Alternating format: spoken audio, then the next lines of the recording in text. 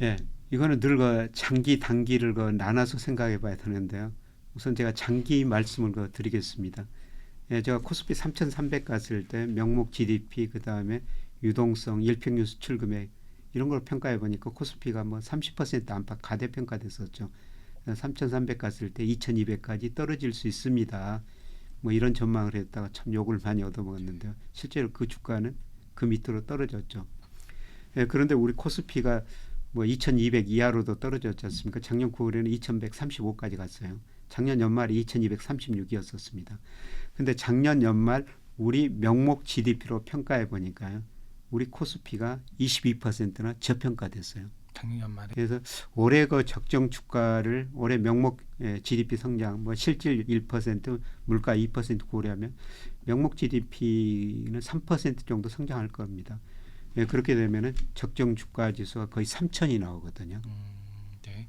예, 시간의 문제지 3천에 접근해 간다는 거죠. 그래서 22%뭐 이 정도 저평가됐으니까 장기적으로는 주식이 떨어질 때마다 계속 사가야 된다는 겁니다. 장기적으로는 저 명목 GDP 가지고 가대평가됐냐 가소평가됐냐 뭐 가소평가됐으면 결국 추세를 따라갈 거라는 거죠. 그래서 뭐 시간의 문제지 뭐 당장 저는 내년에 3천 가리라고 보고 있거든요. 예, 그래서 꾸준히 그 주식 비중을 늘려야 된다. 예, 그리고 뭐 제가 단기적으로 올해 전망하면서 올해 코스피가 4, 5월까지는 오를 겁니다. 예, 그리고 하반기 특히 3분기에는 조정을 보일 것입니다. 이런 전망을 하는데요. 예, 사실 그 뭐 시기별로 정확하게 맞추기는 힘들죠.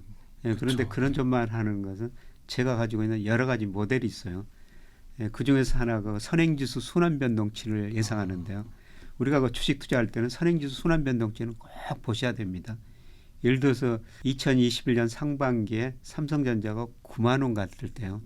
많은 사람들이 10만 전자 이야기가 나왔었거든요. 맞아요. 예, 그런데 우리나라 선행지수 순환 변동치가 2021년 6월을 정점으로 이미 꺾이기 시작했었습니다. 예, 그래서 다른 지표도 보지만 제가 그걸 보고 예, 지금 주식 사셔는 안 됩니다. 비중 줄이셔야 됩니다. 이런 말씀을 드렸는데요. 그런데 선행지수 순환 변동치가 떨어지면요. 예, 그때는 우리가 주식 비중을 가감히 줄이시든지 안 하시는 게 제일 좋습니다. 그런데 우리가 주식 안 할 수가 없죠. 예, 그런데 제가 올해는 제가 주가를 긍정적으로 보는 거는 그 선행지수 순환 변동치가 제가 예측하니까 3월이 저점이 나와요. 아니, 예, 지금 그런데 지금 이걸 거의 확인하기 위해서는요. 네. 이게 굉장히 늦게 발표돼요. 5월 말에 4월께 발표되거든요. 5월 그러니까 말 4월 예, 게 3월까지 떨어지다가 4월 올라간 걸 확인하려면은 5월 말에 5월 가야 된다는 것이죠. 예, 그래서 발표하기 전에. 제가 2021년 6월 달에도 미리서 제가 예측해 보니까 거기 정점이 나와서 주식 비중 줄이라고 그런 말씀을 드렸는데요. 네. 뭐 지나봐야 알겠습니다만은 예, 제가 그 모델 가지고 예측하면은 선행지수가 예측 오차가 가장 적습니다. 예, 그래서 뭐 저는 뭐 올해 4, 5월까지 주가가 많이 오를 것이다. 예, 이런 말씀을 드렸는데요. 예, 그런데 그 3분기 가가지고는 좀 조정을 보일 것이다. 그런데 이 조정은 뭐 선행지수 예측에서도 좀 올라가다가 계속 올라가는 게 아니라 중간 그 주춤거리는 국면이 있거든요. 예, 주춤거리게 나오고 있고요. 예, 그 다음에 아마 3분기에서는 예, 미국에서 한번 충격이 올 것 같습니다. 앞서 제가 우리 주가는 명목 GDP 등으로 평가하면 한 20% 이상 저평가됐다 이런 말씀을 드렸습니다만은 예, 미국 주가는 아직도 고평가됐거든요. 네. 예, 그런데 지금 미국 경제가 좋다고 그러지만은 아마 2분기, 3분기 가면서 미국 경제가 굉장히 어려워질 수가 있어요. 그래서 레리 서머스 전 재무장관이 한때 이런 이야기를 했습니다. 예, 미국 경제가 갑자기 멈출 수 있다. 서든 스탑이라는 단어를 사용했거든요. 왜 그러냐면은 예, 미국 경제가 작년에 2.1% 성장했는데 소비의 경제 성장 기여도가 1.9%포인트입니다. 네. 미국 GDP의 71% 소비거든요. 예, 그런데 미국 소비가 계속 증가할 수가 없다는 거죠. 앞서 말씀드렸습니다만 첫 번째로 예, 미국 임금은 올랐는데 물가보다 덜 올랐어요. 실질 소득이 줄어들었다는 거죠. 예, 그다음에 미국 가계 저축률이 2007년 이후 가장 낮다. 작년에 3.7%. 네. 모아놓은 돈을 미국 사람 다 써버렸다는 거죠. 주가 떨어졌죠. 지금 집값 떨어지고 있죠. 부가 줄어드니까 소비를 줄일 수밖에 없고요. 예, 그다음에 작년 3월부터 미국이 금리를 과감하게 인상하기 시작했습니다마는 금리 인상 소비에 미치는 효과가 1년 주고 가장 크게 나타나거든요. 그래서 앞으로 2분기부터는 미국 소비가 감소하면서 미국 경제가 마이너스 성장할 수가 있는데요. 미국 소비가 감소하면 기업 네. 매출이 줄어들죠. 그러면 기업 경제화 입장에서는 매출이 줄어드니까 그동안 사람들을 많이 뽑았는데 매출이 줄어들고 이익이 줄어들면 아 내가 너무 많은 사람을 뽑았구나. 네. 사람을 갑자기 줄여버릴 수가 있다는 겁니다. 그래서 미국 고용은 정말 탄력적인데요. 2020년 3, 4월 달에 코로나로 급격한 경기 침체가 있었지 않습니까? 그래서 비농업 부분에서 고용이 2달 사이 2천만 개가 줄어들어 버려요. 그 2천만 개 의미가 뭐냐면 그 이전에 10년 늘었던 일자리가 단 2달 사이 줄어들어버리는 거죠. 네, 그래서 소비가 줄어들고 기업 매출이 줄어들면 아마 2분기, 3분기 가면서 기업들이 고용을 확 줄여버릴 거라는 네. 겁니다. 네, 이렇게 되면은 지금까지는 미국 경제가 뭐 연착륙한다, 무착륙, 로우랜딩 한다, 경착륙하게 되거든요. 네, 그러면 미국 주가가 저는 3분기 한번 급락할 수가 있다. 네. 뭐 10% 정도까지 떨어질 수 있다. 우리 주가는 저평가되어 있기 때문에 미국 주가보다는 훨씬 덜 떨어질 거예요. 근데 방향은 다 같은 방향으로 움직이거든요. 예, 저는 3분기에는 리스크 관리를 해야 된다. 예, 그래서 정확한 시기를 제가 어떻게 알겠습니까만은 4, 5월에 저는 주식 비중 좀 줄이자. 예, 그리고 3분기를 좀 기다려보자. 예, 그런데 제가 증권회사 다닐 때는 주식 투자를 못했으니까 뭐 제가 말한 거하고 행동하고 다를 수가 있죠. 예, 그런데 저는 뭐 자유롭게 주식 투자할 학교에서 자유롭게 할 수가 있거든요. 지금 제가 주식 투자하는 방법을 지금 말씀드린 겁니다. 예, 저 올해 주식 투자 지금 굉장히 많이 했어요. 예, 특히 뭐 2차 전지 비중을 많이 늘렸다니 올해 제가 목표한 수익률 이미 넘어서 버렸거든요. 그래서 비중도 조절하고 뭐 올해는 운이 좋은 거죠. 예, 그래서 저는 뭐 제가 가지고 있는 주식 아마 4월 말 5월 초 가면서 많이 줄이게 될 겁니다. 뭐 제가 정확한 시기는 정확히 알 수는 없는데요. 뭐 장기적으로 보면은 주가가 싸다 지금. 3분기 떨어지면은 더 싸진다. 예. 정말 우리가 불을 흘릴 수 있는 좋은 기회가 오는 거죠.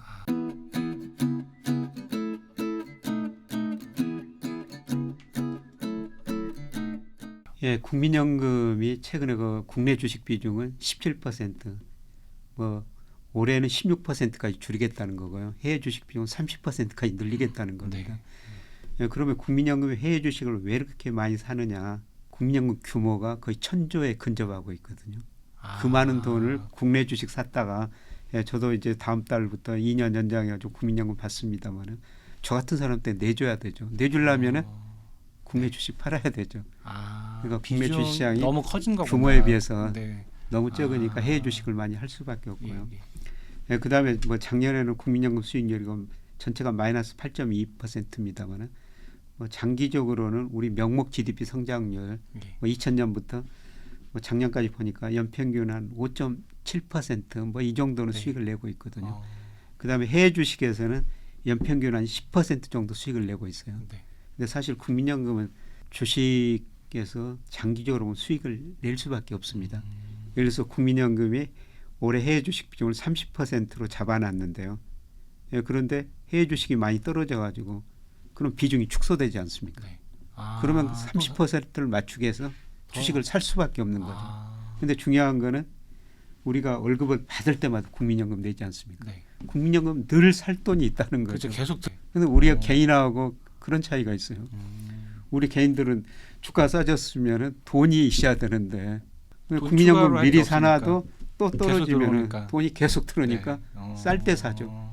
예, 그리고 주가가 많이 올라가지고 비중이 30% 넘으면은 줄여야 되니까 비중을 줄이니까 높을 때 파는 거죠. 유리하네요. 국민연금 장기적으로 돈이 들어오니까 계속 수익을 낼 수밖에 없는데요. 예, 그런데 이제 문제는 뭐냐면은 국민연금 장기적으로 수익률이고 우리 명목 GDP 성장률로 거의 비슷하거든요. 예, 그런데 우리 명목 성장률이 앞으로 3%로 떨어진다는 거죠. 그럼 국민연금 수익률 3% 좀 앞으로 넘을 거예요.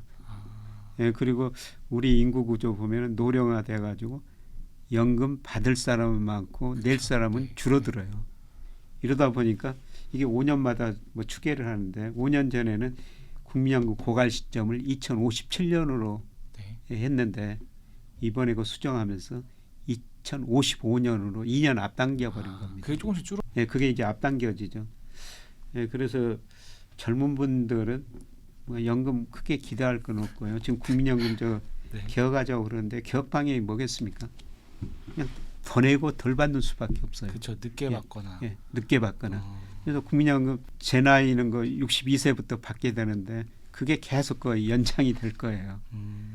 예, 그래서 예, 저는 뭐 저희 학생들한테 네. 뭐 국민연금 큰 기대는 하지 말고 네. 예, 스스로 노후를 대비하라 이런 그게 이야기를 제일 중요하죠. 하고 있죠. 네. 예, 그래서 뭐 제가 주례를 그 후배 애널리스트 펀드 매니저를 학생들 33번을 섰습니다만 얼마 전에는 한 친구가 신혼여행 갔다가 인사하러 왔어요. 신혼여행 즐거웠냐 그랬더니 노후 계획 세우고 왔습니다. 이 친구는 금융을 잘 알기 때문에 예, 국민연금의 미래를 아니까 네. 신혼여행 가서 낭만도 없이 미래 준비하고 왔다는 겁니다. 우선 단기 사이클 상으로 보면은 작년 6월이 정점이었고요. 예, 지금 한 9개월째 하락하고 있는 것이죠. 예, 그런데 부동산을 결정하는 집값을 결정하는 가장 요소가 금리, 대출, 네. 경기 이런 것들이에요. 초기에는 금리, 대출 금액이 집값에 가장 중요한 영향을 미칩니다. 그래서 집값이 오르고 정부가 규제, 대출 규제 하나니까 집값이 떨어졌죠. 근데 요새 이제 금리가 떨어지고 있으니까 집값이 오른다 이렇게 주장하신 분들도 있을 텐데요. 예, 그런데 시간이 가면 갈수록 집값을 결정하는 게 금리보다는 경기의 역할이 더 커집니다. 예, 경기를 나타내는 대표 지수가 동행지 순환 변동치라고 있거든요. 네. 이게 집값을 많이 설명해요. 뭐 사실 뭐 금리가 떨어져도 경기가 나쁘면은 우리 회사 다니면서 임금 많이 오르고 소득이 많이 안 늘어나는데 집 살 돈이 없어지는 거죠. 그렇죠. 네. 이런 거로 경기로 고려하면요. 예, 저는 최소한 앞으로도 1년은 집값 하락이 지속될 것이다. 네. 예, 그리고 집값이 지금도 너무 비쌉니다. 그렇죠. 네. 그래서 원희룡 국토장관이 얼마 전에 한 신문하고 인터뷰하면서 우리 집값이 30-40% 떨어져야 된다. 예. 이런 이야기를 했는데요. 여러 가지 근거 중 하나가 PIR이에요. 소득에 비해서 집값이 얼마나 높은가 그걸 나타내는 지표인데요. 2021년 말에 서울 중간가구 기준으로 보면 19배였습니다. 이게 무슨 의미냐면은 서울 중간가구 소득을 가진 사람이 서울 중앙에 있는 집을 사기 위해서는 19년 동안 하나도 안 쓰고 저축해야 된다는 거죠. 너무 높지 않습니까? 네. 네. 예, 그런데 작년 10월 통계 보니까 17배로 낮아졌더라고요. 집값이 떨어졌어요. 네. 예, 그런데 이게 2008년 이후로 그 데이터가 발표되던데 장기 평균이 12배예요. 그럼 17배에서 12배까지 아직도 더 떨어져야 된다는. 그래서 원장관이 집값이 한 30-40% 떨어져야 된다. 근거를 두고 그런 근거도 있죠. 예, 그리고 물가에 비해서도 집값이 너무 많이 올랐고요. 예, 그리고 월세 지수에서 집값을 평가하는데 그거로 평가하더라도 아직도 제가 보기에는 20% 가대평가됐어요. 예, 그래서 집값이 단기적으로도 떨어져야 되고요. 예, 그다음에 아주 장기적으로 보더라도 그동안 우리가 집값이 많이 올라오고 집 투자재다 그러는데 이 집에 대한 개념도 저는 소비재로 서서히 바뀌어야 될 것 같아요. 그러니까 일본이요. 85년에서 89년, 90년대 초까지 집값이 엄청 오르거든요. 네. 예, 그때 집값이 왜 올랐냐면 앞서 말씀드렸습니다. 미국의 플라자 합의를 통해 가지고 엔 강세 유도하니까 엔이 강세되니까 일본 수출 기업들이 아우성을 치니까 일본 중앙은행이 금리를 많이 인하해 줘 버린 거예요. 그래서 집값이 급등하다 90년대 금리 인상하면서 집값이 떨어졌거든요.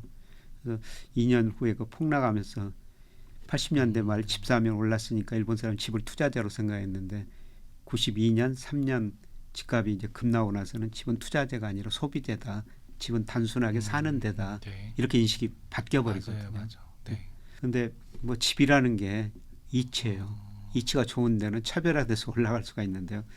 예, 저는 전체적으로 그동안 뭐 가계 부채가 높다. 그다음에 우리 소득 증가 속도가 느리다. 뭐 여러 가지 집값 하락 요인이 있었는데요. 인구 고령화. 그런데 그럼에도 불구하고 지금 집값이 오르는 것은 가구 수가 계속 늘어났었습니다. 가구 수가 늘어나니까 집 수요가 늘어날 수밖에 없죠. 그런데 통계청 추계에 따르면요. 2029년에 서울 가구 수가 정점입니다. 2030년부터는 꾸준히 감소한다는 거죠. 그래서 물론 그 사이에 뭐 2029년이니까 지금 한 6년 남았죠. 네. 한 번쯤은 더 오를 수가 있어요. 예, 그러나 집값을 결정하는 가장 중요한 요소인 중 하나가 가구수인데 가구수마저 줄어든다는 거죠. 그래서 좀 집은 한 번 사면은 좀 오래 살아야 되거든요. 네. 그렇죠. 그래서 저는 뭐 집은 투자자가 아니고요. 예, 그다음에 또 원희룡 장관이 직설적인 이야기를 좀 많이 하던데 또 며칠 전에는 우리 저 1월 말에 현재 그 미분양 가구가 한 7만 가구가 좀 넘었거든요. 네. 그런데 이게 10만 가구 넘을 것이다. 며칠 전에 그런 이야기를 했어요. 예, 그런데 그 10만 가구 의미가 뭐냐면요. 2008년 미국에서 글로벌 금융위기 오고 2009년에 우리 저 미분양 가구가 16만 6천 가구까지 갔어요. 예, 그렇게 이제 미분양 가구가 늘어나니까 정부에서 미분양 주택 일부 사주기도 했었거든요. 네. 네. 요새도 건설에서 정부한테 사주라고 그래요. 그냥 사줄 수가 없죠. 그러니까 정부가 지금 원희룡 장관 10만 가구 넘을 거라고 전망한 거는 10만 가구까지는 내둔다는 거죠. 그래서 원 장관은 지금도 집값이 높다. 네. 그렇게 사실 얘기했잖아요. 소득 수준에 비해서 지금도 높은 거예요. 그런데 이게 이제 연착륙하면 좋은데 일부 지역에서는 경착륙하고 있거든요. 네. 그래서 저는 뭐 단기 사이클 상으로 보든지 그다음에 가구수 뭐 인구 구조 이런 거를 볼 때 단기 사이클 상으로도 최소한 1년 이상은 하락 국면이고 예, 그다음에 뭐 인구 구조 가구수 이런 걸 장기적으로 볼 때도 우리 집도 과거하고는 좀 생각이 달라져야 되는 시기가 아닌가 네. 예, 그런 생각을 해봅니다. 한번 저 읽어보시고요. 제가 아는 그 부자들 많은데 부자들 공통적으로 하는 이야기가 시대의 흐름에 당하지 말자. 맞아요. 개인한테 당하면 일부 자산을 잃을 수가 있지만 시대에 당하면 모든 자산을 잃어버릴 수가 있다는 거죠. 시대의 흐름을 알면은 우리 개인도 부를 축적할 수가 있고요. 예, 그다음에 기업도 성장할 수가 있죠. 예, 그래서 거시경제의 흐름을 좀 아시는 게 중요할 것 같습니다. 그래서 단적으로 아까 삼성전자 이야기했습니다만 예, 9만 원 갔을 때 10만 전자 이야기 났던데요. 예, 그런데 그 거시경제 흐름은 그때 꺾이고 있었어요. 맞아요. 네. 이런 걸 보면 우리가 삼성전자 9만 원이 아니라 네. 6만 원에 더 살 수가 있다는 그렇죠. 거죠. 네.